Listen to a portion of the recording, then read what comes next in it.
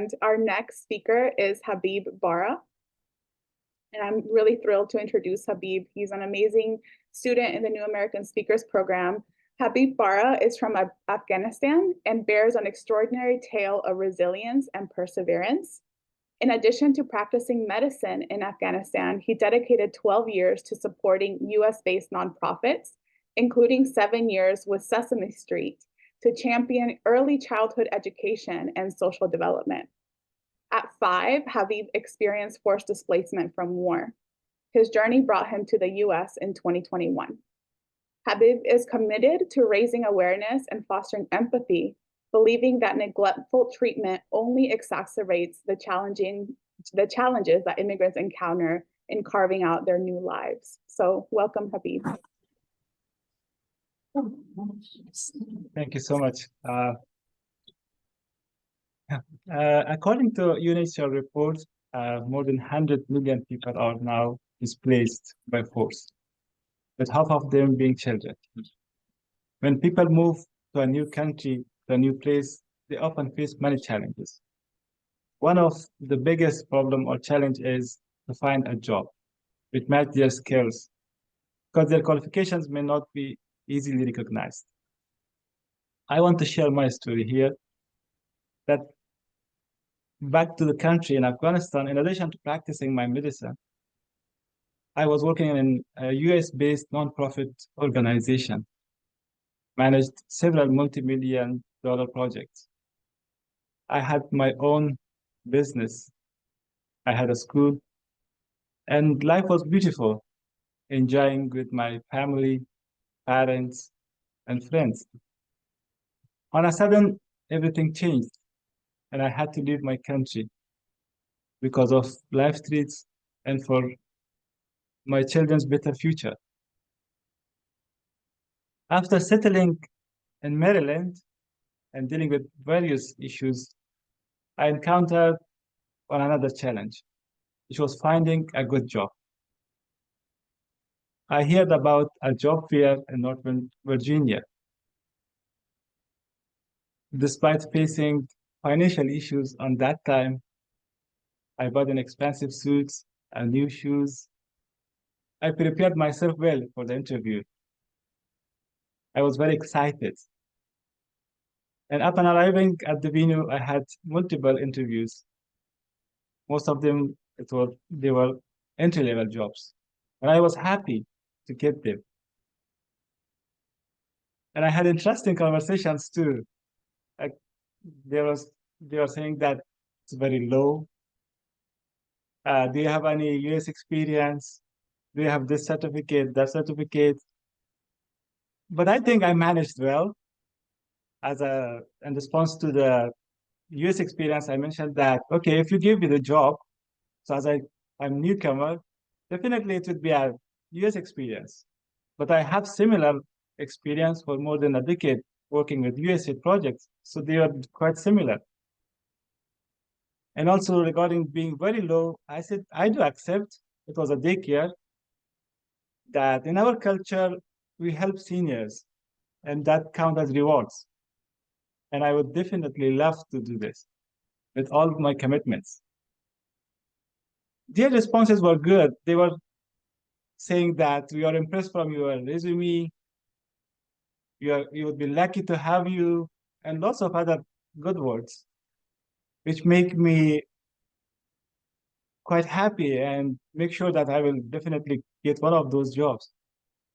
And they had a attendance sheet, and they were take mark my name, like some stars or maybe underline, and telling me that they will call me soon. But unfortunately, I was waiting for that call. I never received that soon call. And my excitements were turned to worries and stress. I attended many job fairs, holding hope with every step for a new beginning. At one of the events, there was a long line, and I was waiting. In front of me, the person who was engaged in discussion with the desk lady, they were discussing about a sport, team and about their uh, scandals, news, and everything. So besides the job, and they exchanged their phone number, and I was waiting. And finally, after around 40 minutes, I got my time. I stepped forward with heart beating, and I explained my qualifications with passion. And she did same. She said that she impressed from my resume, and I'm very good for that job, and tick mark my name. Same thing. I asked her that if I can have her number for the follow-up, but she gave me a piece of paper, a brochure with informations. And walking away, my heart drops. I had shared my dream, my passion, only to be left with an empty promise, a piece of paper. But yet I held a hope, praying that this time it would be different. When the result was the same, I asked myself, why these people keep us promising, giving us hope, making us wait for the call which didn't receive? Why don't why can't a qualified person from another country can do a job which is an entry level or maybe doesn't need require any experience? Why a medical professional, a medical doctor with specialization can't work as a nurse, as a physician assistant? We have to wait, a medical doctor have to wait a couple of years to start again without loss of experience. So these were things that giving me stress and worries. It's not only about me, it's about all those who are well qualified, skillful people who are forced to leave everything behind out of fear of their lives, for their loved ones, for their children's future. They strive to start a new life, seek safety, and actively participate in development. Please see them capable, resilient, and deserving of a chance. We may all be different, but we all are human and have human rights. Coming from a different culture doesn't mean being different and having different human rights. I read somewhere, Kofi Annan beautifully said that we may have different religion, different languages, and different color skin, but we all belong to a one human race. How we treat refugees today has the power to shape not just their lives, but also the future of our society. By extending a hand of respect,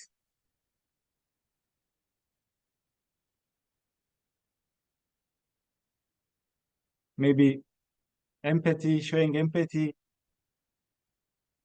it can change.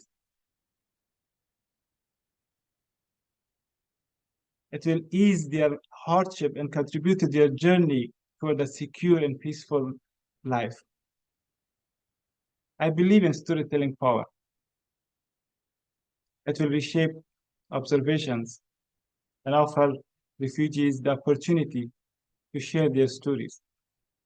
Storytelling connects us, preserve history,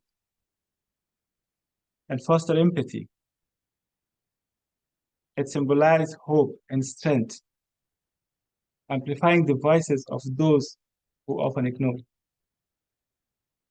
Let's support these stories that demonstrate how communities unite to overcome integration challenges, highlight the valuable contribution of refugees, and also address common obstacles, challenges. By advocating for transparent, fair, and inclusive immigration policies, we definitely can promote more prosperous and harmonious society. Thank you so much. Sharing refugees' personal stories can help break down the barriers. Thank you. Thank you so much, Habib. That was so great. And I want to echo what Basma said in the chat, that we see you and that you are more than enough. And we're so glad you're here. So thank you so much for sharing your story.